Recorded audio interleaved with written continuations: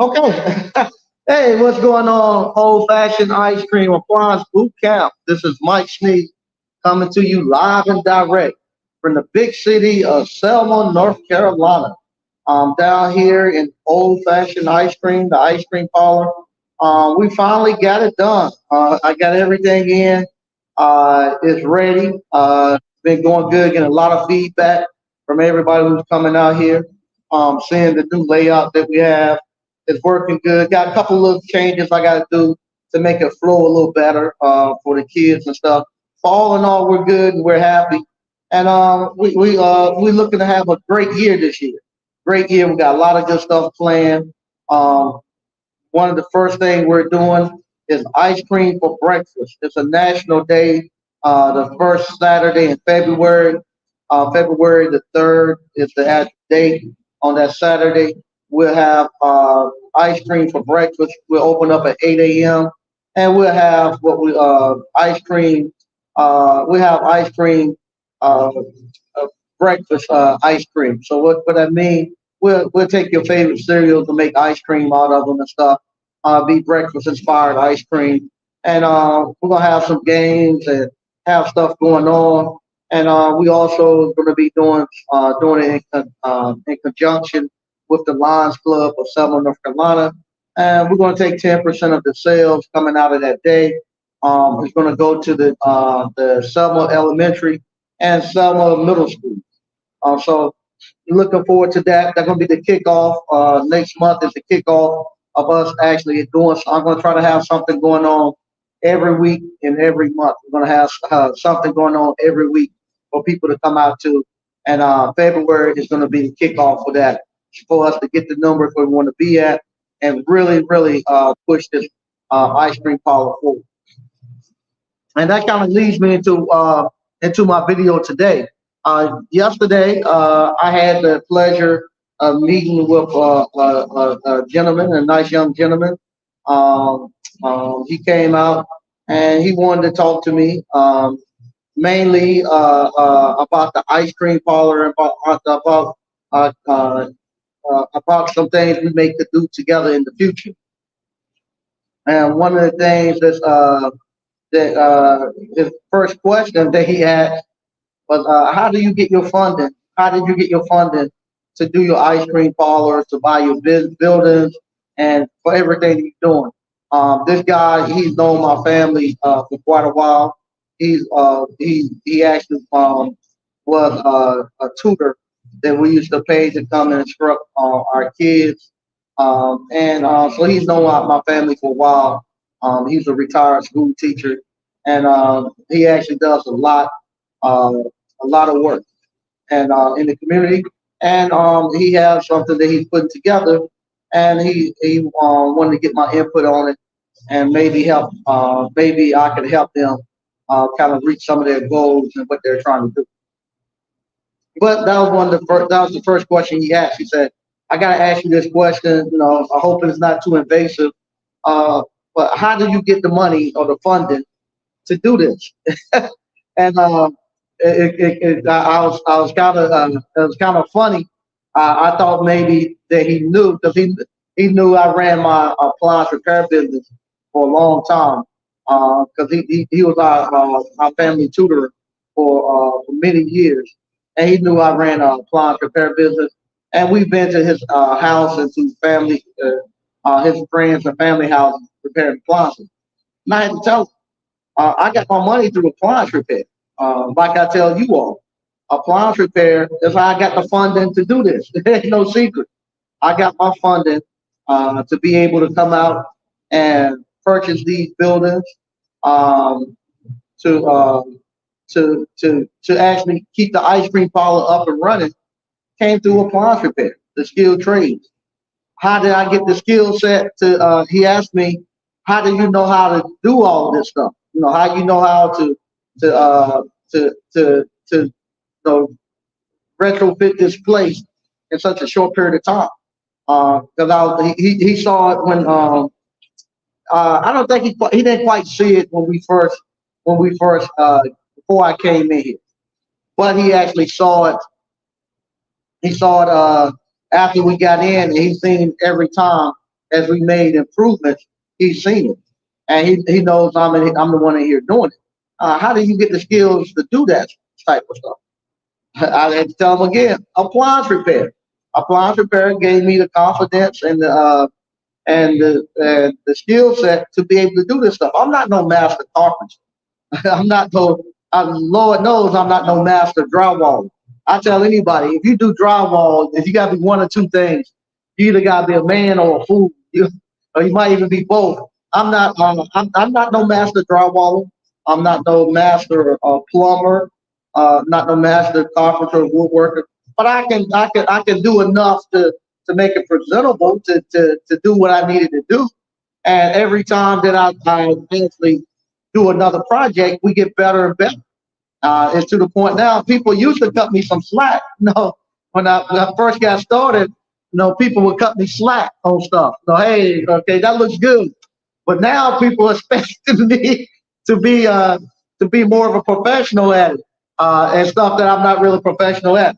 So shout out to Slick. That Slick come in, Slick come in and say, hey man, you can't do that.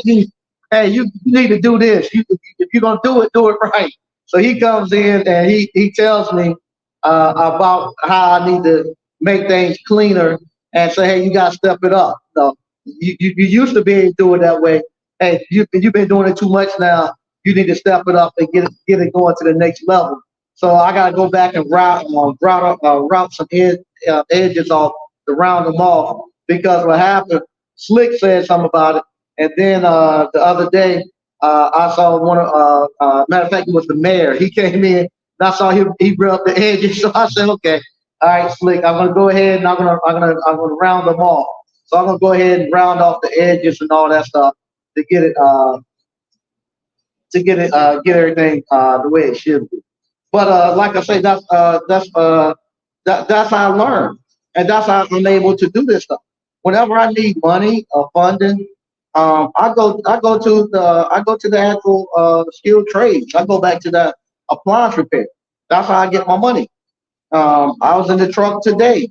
Went in, done a dryer, a heater element, and a whirlpool dryer, $368. You know, and from there, that $368 didn't take no more than about an hour to do it.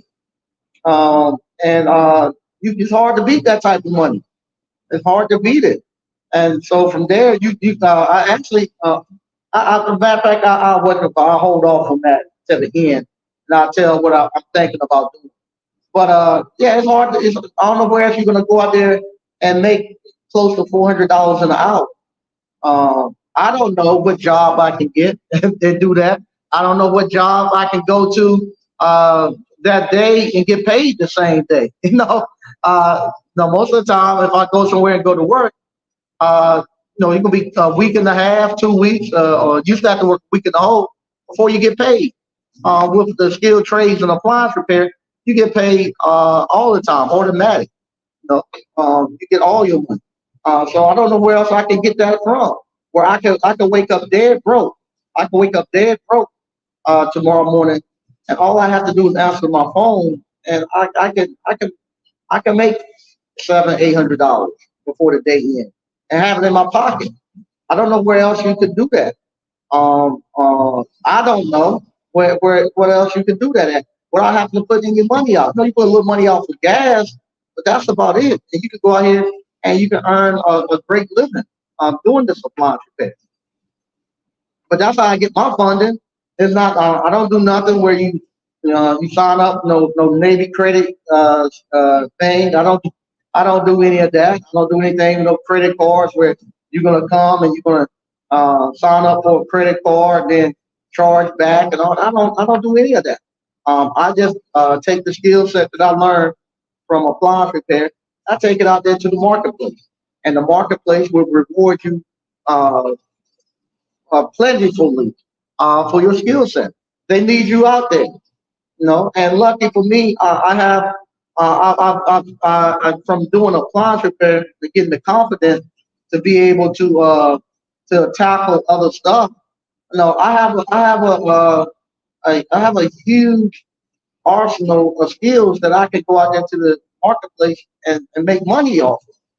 And not only that, I have so many different avenues that I can push out there to go make money. I can do the kettle corn, make money. I use the ice cream to make money. I do appliance repair. I have the actual school to make money, and all that comes from appliance repair. I have my electrical contractor's license to make money. So you have all these different skill sets that come from appliance repair allows me to be able to do what I do. And like I say, for you all who are doing appliance repair, I strongly recommend you look into doing something like this while you're able, while you're still able to go out here and run your business. No, we have a lot of money in appliance repair. We make a lot of money in those skilled trades, but a lot of times we blow it and don't see it go anywhere. While you out there running it, take some of that money and start putting it away to build small businesses like this, where eventually when you get ready to retire, you'll have something that can come and still make you money. And I prefer to actually purchase the real estate. That was the other thing too. They were surprised that I actually owned the real estate. It was funny, even some of my customers. Uh, the other day. They were surprised. They thought I rented both of these buildings. They were like, did you get a deal for renting both buildings? And I was like, no, I bought them. I bought both buildings, and so I own both of them. The school, I'm getting ready to do it. I'm getting ready to start working on that, getting that redone and retraced. So by the end of January, we'll be done with that. I'm working on that in conjunction with the ice cream, walk up ice cream stand. But it's what's it called? It's a podcast is a great business to allow you to do this. And like I say, now that I'm 51, this right here it's gravy. It's gravy. To be able to come here and set, talk to your customers, make a little money, be able to provide jobs for the kids and stuff. It's good to be able to see the town grow and you be somewhat of a part of it. We had our little activate Selma meeting on Wednesday morning, and a couple they came in the ice cream parlor while I was renovating. They came in and we talked, and they saw what I was doing, and they liked the town so much they went down and rented a building and going to put their business in. And they chose this. They chose Selma over Wendell, which is a where we've been looking saying we want to be like Wendell. They thought Selma was better than Wendell, so they came on down because of it ain't strictly because of the ice cream parlor, but they came in and saw it and they liked it. They liked the fact that we had real local businesses, hometown local businesses here. They didn't they don't mind the Starbucks, or they don't mind the Baskin and Robbins, or maybe Ben and Jerry's or Jenny's ice cream. They don't mind those, but they said they wanted the local,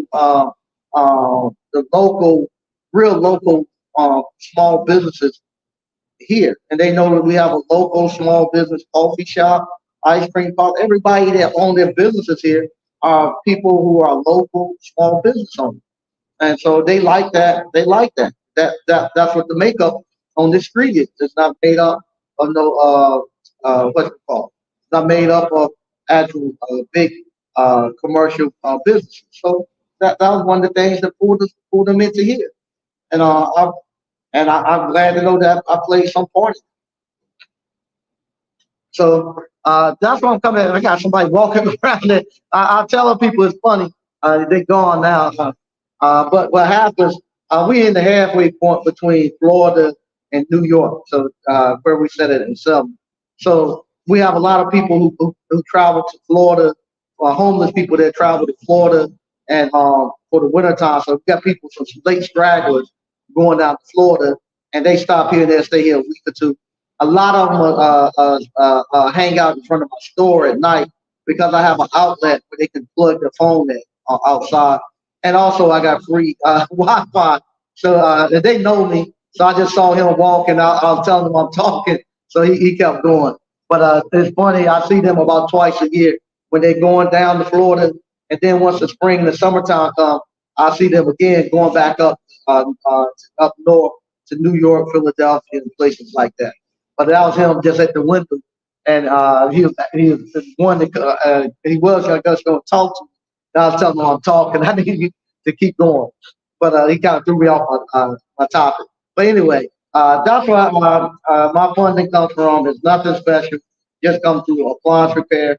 Like I say, if you're currently running your appliance repair business, you need to start thinking about your retirement. You need to actually start putting money away, investing it into other small businesses, stuff that doesn't require a lot of hands-on work. I like ice cream. You can do um, popcorn, kettle corn. You can do laundry mats. You, you can do anything, or you can build your business. Now, if you're somebody who's great at running businesses and managing people and stuff, build your appliance repair business to the point where you can actually it actually run without you, and use that as your retirement. So you can do that too. So I'm gonna read some of the stuff we got going in the chat. I want to get out of here. Me being on here for an hour and a half, an hour, trying to convince somebody to get into the skilled trades. I'm not doing that in 2024. I'm gonna come in, say what I gotta say, and I'm getting out. All right. Mike Reed, what's up, Mike? Man, good to see you, man. Say yo. If you hadn't already, go subscribe to his channel. I've made a boatload of money from the information Mike Reed put out about commercial appliances. DCNF, so what's going on, Mike and ABC? What's going on, DCF? Michael Campbell, so what's up, Mike and ABC fam? What's happening? Hey, what's going on, Quentin Hodge? Say, hey, Mike and ABC. How your son doing? Quentin, I know your son was getting into the appliance repair. How did it go for him? Decent enough. Slick would definitely hold you accountable. Yeah, he does. Whenever I do something, he comes through and he give it the white glove thing. He look at everything. And then I told him this time, I said, man, I said, you're the only person come around here complaining. He said, nobody else gonna tell you the truth. So I said, okay. So yeah, he comes around and give his white glove and tell me everything I done wrong. Christopher Alexander. Hey, what's going on? Thanks for joining us. Reggie Crew. Hello, Mike and ABC fam. What's going on? What's good? Hey, how you doing, Reggie? DCNF. Yeah, how's everyone's 2024 starting out? I'm excited about 2024. I don't know about anybody else. I'm excited about it because when you run your own businesses, you actually get to plan out the year, and you get to make changes in your business. So it's not like you're working for somebody and the year come out and they tell you what the plans are, and you got to follow them, and you mad. They tell you you're going to be working 12 hours. You're not going to get no raise. They tell you all this stuff. You might not be excited about it. But if you're a small business owner and you run and operate your own business, I look at what I've done in 2023, and from there, I'm able to make changes so that I can make the changes in 2024 to get the business where I want it at. And so that's what this whole thing is right here. Matter of fact, I'm gonna show you all. I don't know if I showed you, but I'll give y'all another uh, look at what it looks like. Uh, let's see here. But that's the reason why we done the reface, because I wanted to make some changes. And okay, so there we go there. Uh, there. I wanted to make some changes in 2023. So here we go. So, you know, so all of that is what we done in 2024. You make the changes, and you in control, and you make it the way you like it. And so when it starts to come together, no, it's such a great feeling when it starts to come together, and putting it together. That look, you let me fix this screen. Hold on, let me fix this. Okay, when it starts to come back, ah, okay, there we go. When you start to put it together, you put it the way you like it, and you can make the business do whatever you want it to do, and you get excited about it. I'm excited about what's coming in 2024.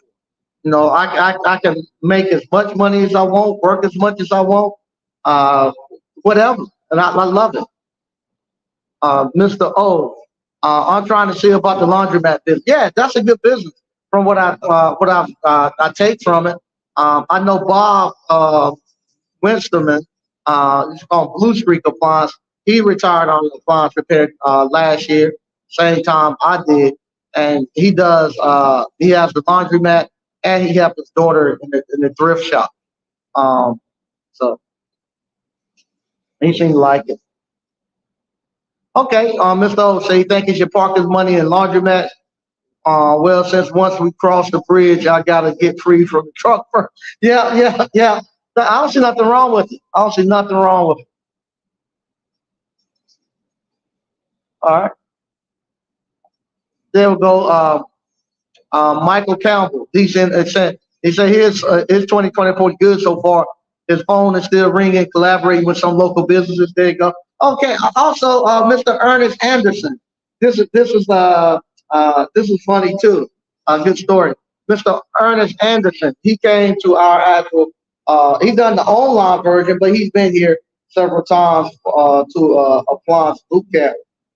Today I had a customer come in. Let me clean my camera. Hold on a second. Let me clean my lens on the camera. Okay. I don't know if it helped or not. But Mr. Ernest Anderson, uh, no, I had a customer come into the ice cream parlor today, and while we were putting the logos and stuff up, and they came and said, "I need to give you something." I was like, "Okay, what's up?" And he gave me your business card, and I looked at it, and I said, "I know this Ernest." And I said, I thought maybe you had told him, I thought maybe he had taken the course or something. But I saw it was in Minnesota, Minneapolis. And I was like, where you from? He said, I live here in Clayton. I said, okay. I said, I know Mr. Ernest Anderson. How do you know him? And he told me, he said, his son, I think it was, his son lives in Minnesota and Minneapolis, and he whatchamacallit. He went up to visit his son, and his son washing machine broke. And when his son washing machine broke, Ernest went there and fixed it. And from there, they had a conversation. And I guess Ernest asked him where he was from, and he told him Clayton, North Carolina. And he told him about the appliance boot camp and this and that. He got Mr. Card. He came down and showed it to me, and I couldn't believe it. But he talked so highly of you. He said how great you were, and how well you fixed their machine and stuff. And he was just ecstatic that he had a connection from somebody in Minnesota down here to Clayton about they knew about the ice cream parlor. They knew about the actual appliance boot camp and all that. And I was very proud the way you represented appliance boot camp, and that just goes to show we have people all across the world. Like I said, you start looking into appliance repair.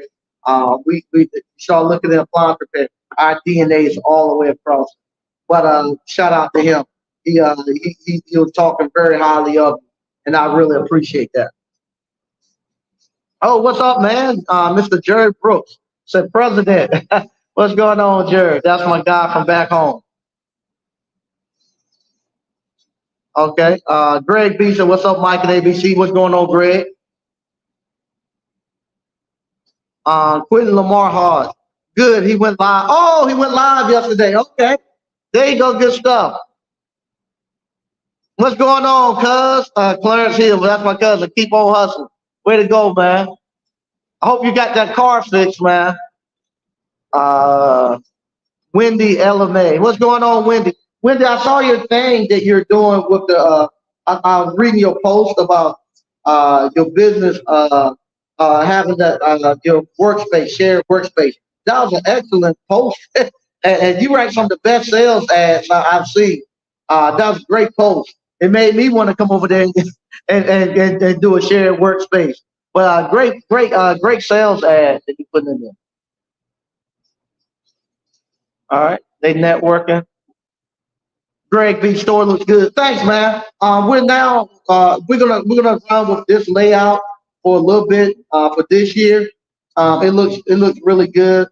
I make a point now. Believe it or not, I've never done my ribbon cut or grand opening. I'm going to do that this year. And the reason why, my mom was telling me this. I think Tuesday I went to go spend the day with my mom. I was telling her I said I'm going to do my ribbon cutting this year, and she was like, "Why you ain't do your ribbon cut? That's backwards." I personally don't like to do the ribbon cutting my first year or two. I don't like to have a ribbon cut and then 6 months or a year down, not even a year down the line, I'm closing the doors and taking signs off the doors. I want to make sure that the business is up and running and that we're going to be here. And from there, then I like to do the ribbon cutting. And then at that ribbon cut, there's not so much celebrating that I'm getting in and we opening the doors. I want to celebrate that I have firm roots into the actual ground and that the business is here to stay. And it really becomes a celebration then because no, the most businesses fail within the first year, no, over half, and then if you make it the second or third year, it's even higher. So we got past the second, we got past the third year. Now I'm feeling good that we can go ahead and have our ribbon cutting, and we can actually go ahead and do that celebration.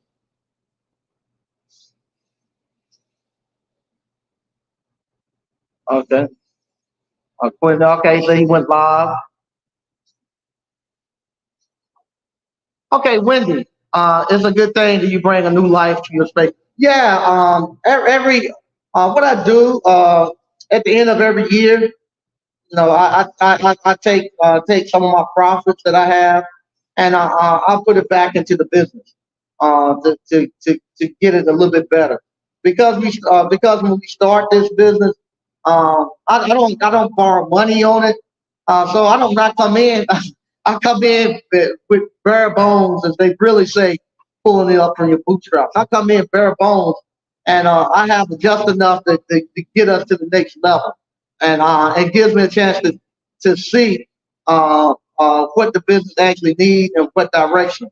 Because I have one direction when I have one plan in my mind what it's going to be like, and once I get going, sometimes I have to veer off and turn and do this.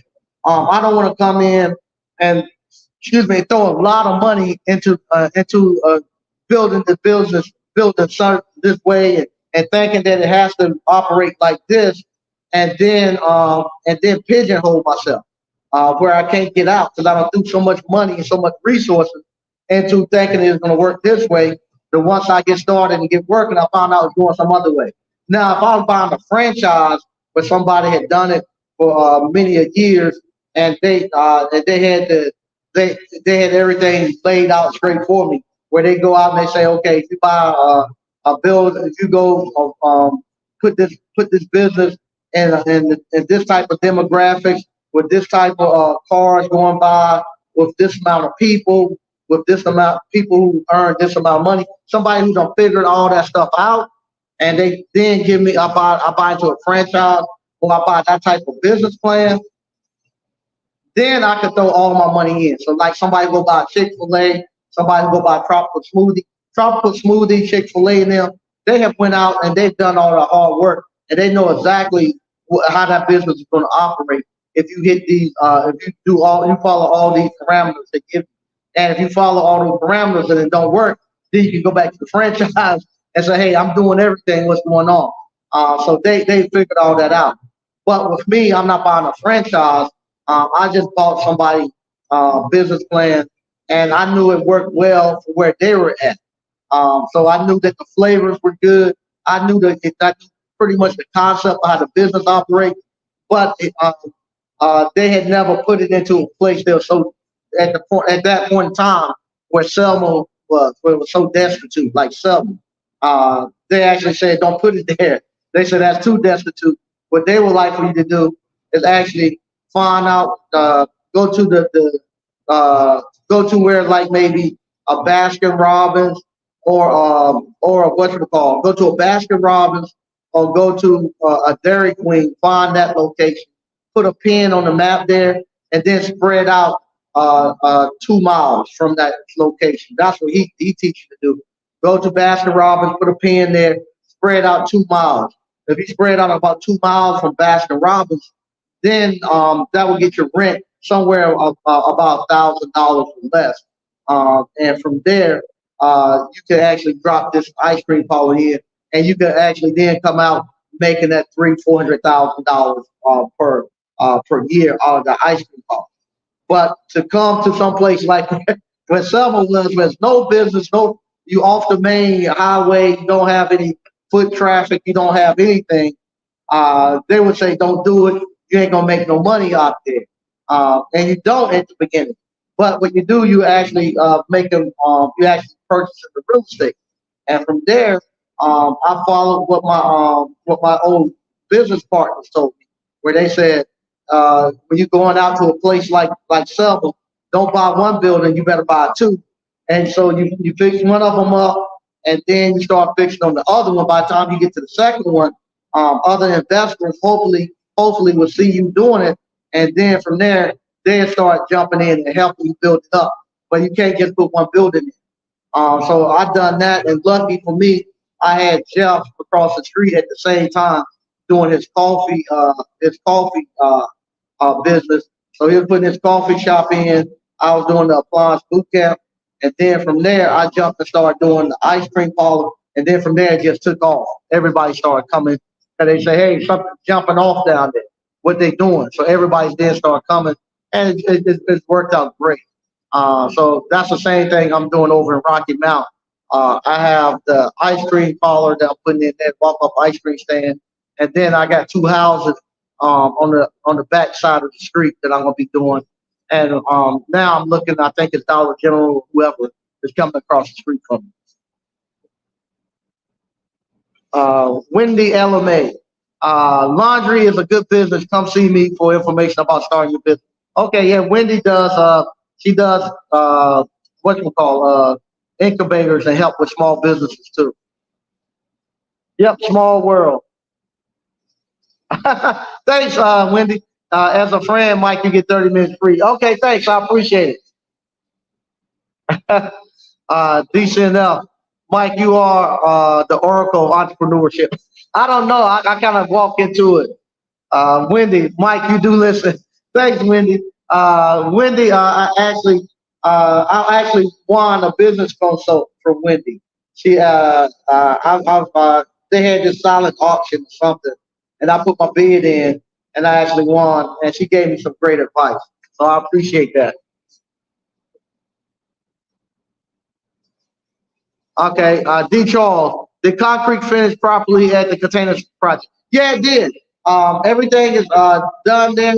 What I got to do now, I had to make some changes on the inside of the container with the actual plumbing. So we done a site visit with my. I got to do site visit with my plumber, and from there, I just got to get my architect to actually draw up the changes and stuff that we came up with, and I got to resubmit that to the actual inspection department, and we'll be back out there next week working. I had to actually step away from there to do this week. I came and done this one this week. We'll be back at that container next week. Yeah, if you don't mind, hit the like button.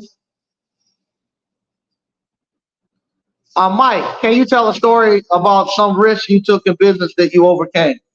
Oh, God knows, I got so I got so many of risks that I took. Um, let me think of. the most recent risk that I took. But this was a risk to come here with the ice cream. Uh, this right here was a risk. But y'all seen this one. Let me think of one that you hadn't seen. Okay. You don't know. Maybe I told y'all the story. But what happened? After I had started when I first started my appliance and electrical contracting business. Like I said, when I first started doing appliance, I was doing electrical contracting too. I had my electrical contracting license. So, what I've done, my job was ending at Intel. I was a test engineer, automation engineer. Then I was writing actual test. I was actually writing test code to actually make the computer operate and simulate keystrokes and stuff to test out modems and whatnot. And so what happened? We found out we were going to be getting laid off, and I took the service package. I said, "Hey, I'm gone."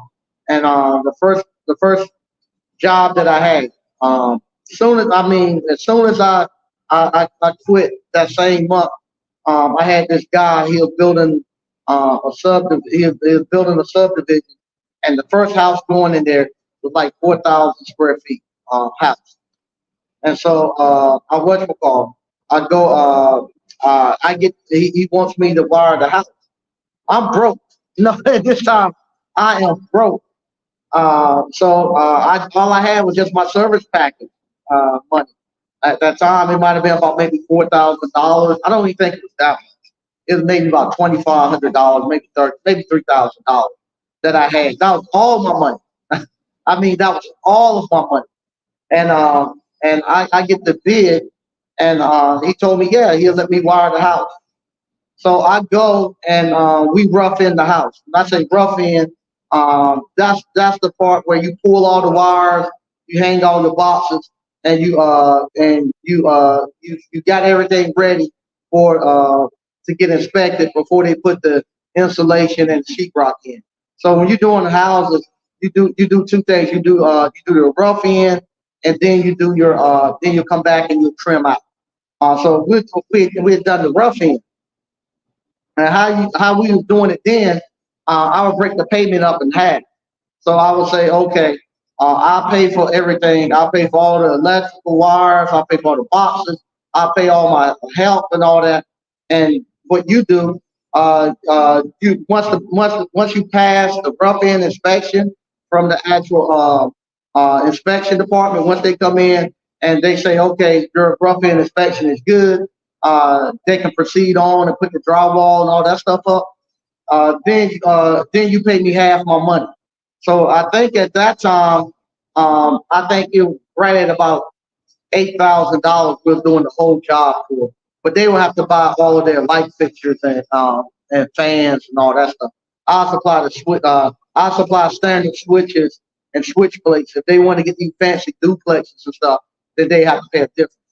So I spent all my money buying the material and actually paying for my help. And he wrote me a check. I think the check was right at about $4,000. So I said, okay, I'm good. Now I got enough money to replenish the money that I had, and I got another $2,000 dollars to get on and finish up. So I'm thinking I'm good. So I take the check and I wrote I done paid everybody off. At that time I was crazy. I had a whatchamacall. I had a charge account. I would have got a charge account at the local supply house, the electrical supply house. So I had charged all the material. I had took my cash and paid all my help. He wrote me that check. I deposited, and when I deposited, I went ahead and wrote, paid off all my, paid off the supply house and stuff. I've done a couple, no, just I paid my bills with it. Man, that guy wrote me a bad check. So what happened now? He wrote me a bad check. I don't spent all of my money. I owe the supply house about $2,000. and I ain't got the money to pay him. And then I got all these bounce checks going everywhere. From he wrote me a bad check, so I called the man up. Hey man, you wrote me a bad check. Yeah, I'm sorry, man. My money ain't right. This and that. Man, come on, man. You're bankrupt. The very first job I get, I'm bankrupt. So I'm down. I'm gone. I'm busted. So I'm trying to figure out what I'm gonna do. And so at that point in time, I had sent out a resume right before I got laid off. I had sent the resume out to Honda. Honda had an actual, not many people know, but Honda had an actual plant over in Tarboro, North Carolina, where they made different parts for their cars and stuff like that. And Honda actually called me. It was almost like the universe said, "Hey, we're gonna see if you really want to do this entrepreneur stuff." So here I am. I'm dead broke. Don't know what I'm gonna do. I don't have any money or anything.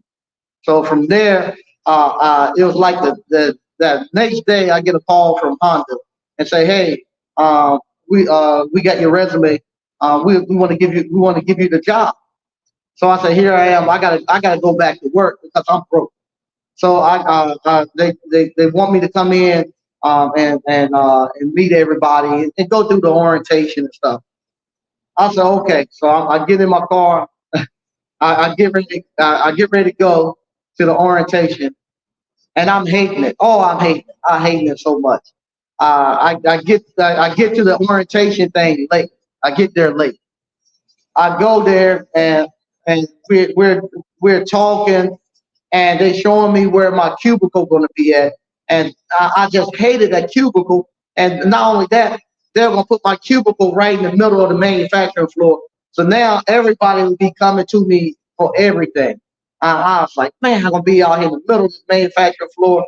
Now, if anything goes wrong, they're going to come directly to me. I'm not going to have no buffer, and it was just making me so mad. But at the same time, at that time, I had a little pager. This was before cell phones were even popular. I had my pager, and and every couple of seconds, I was getting a page from the home warranty company. Bang, bang. And I remember being, and I kept looking and looking, and then in the middle of the orientation, I told them, I said, "Look, I apologize. I should not waste y'all time. I can't take this job." They was like, "What?" I said, "I can't take this job." I said, "I started a business, and not going to go back and run my business." And they was like, "Wow, look how business you got." So I was telling them what I had, and they was like, "Okay, we respect that, man. I respect that." Okay. Then I asked them, I said, "Y'all don't mind if I go in your bathroom and change clothes?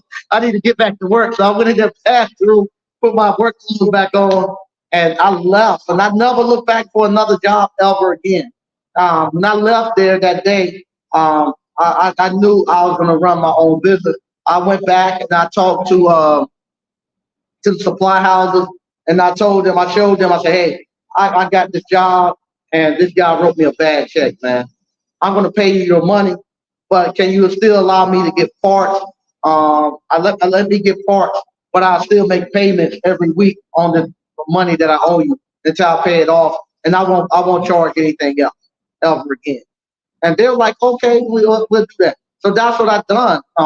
Every week, they'll allow me to get parts, but I will pay another $200, $100 every week on my parts bill. And once it was funny. It was just like that book, The Richest Man in Babylon. So here it is. They probably say this little Negro came here and wrote $2,000 worth of bad checks on us, get them out of here. But because I went back and faced that, and told them, say, "Hey, this is what happened. I'm gonna be honorable. I'm gonna pay you. I'm gonna pay you everything that I owe you, but still allow me to get parts and I pay cash for everything that I get going forward." I remember after that, I never had a charge account again at a supply house. That's one of the things I didn't like about. I get back to that later. But I pay it as I go, and so because I know if somebody writes you a bad check, I know how that does. You done. So I pay as I go, and what happened? I remember maybe 3 years later, they would actually beg me, uh, "Sneed, man, charge this stuff. I'm like, nah, I ain't charging, man. I'm paying you cash. You can charge it. Nah, I'll pay you cash. No, nah, I'll do it. Nah, you one of the best customers we got. Just charge it. Nah, I'll pay you cash. No, and so they used to beg to try to give me credit and stuff like that, and I would never take it. And I remember, a lot of times it used to be if you was going to go get a contract or something like that, there was like a letter, a reference letter from a supply house or somebody that you use. And I remember I used to get them. They should write such great letters for me. They had to give me references for contracts and stuff that I really appreciate them. But that's what I done. I had uh, got the universe. When you say you're gonna go run a business, it's gonna test you. And I went back and faced it. And that's the young man who called me this week was kind of going through the same thing. He started his appliance repair business, and it didn't go quite like he wanted it to. And he was wondering to kind of clean wipe the slate clean and start over new. He wondered if it would be okay if he just start a whole new LLC and just do away with that. I was like, nah, man, you gotta go back. And appliance repair is a forgiving career. They'll allow you if you make a mistake like that. If you come back and you work really hard for 2 or 3 months, you can clean all that stuff up, and people will really respect you. So you stay with it, and you can't run from that stuff. I could have easily said, "Oh man, I'm going to close that and start another LLC and bankrupt it." No, you don't do that. You go back and clean it up, and then you become that honorable person. If you walk away from it, it's too easy. You'll constantly walk away from the troubles and not face it. But that was one of the obstacles I had to get over there. If that helps. Wendy LMA, it's better to work your plan than to plan your work. Yeah. I got plenty of horror stories. I got plenty of horror stories. Plenty of those. Man, after 20 some years, I got plenty of horror stories. Plenty of. I might do it. I might just make that series. Just tell some of the horror stories. All right. See you later, Wendy. Michael Campbell. Hey, Mike, are you still releasing the kettle corn train? Yeah, that's coming out in February. Kettle corn and the ice cream is coming out in February. Blue Red Blizzard. Hey, how you doing? Yep, the whole pager. Yep, no doubt. Once again, it's now 8:45. I want to thank everybody for actually joining us tonight. I'll be back on Monday. Like I say, if you want to, like I say, how I pay for all of this stuff and learn how to run my business through appliance repair. I think appliance repair is the best business to have, or one of the best businesses to start on. If you want to know how to start your own appliance repair business, go to appliancebootcamp.com and sign up. Let me teach you how to start your own appliance repair business. Um, like I say, everything that you see I have come from appliance repair. No other way I could have it. Once again, thank you all for watching. I'll be back on Monday. Bye bye.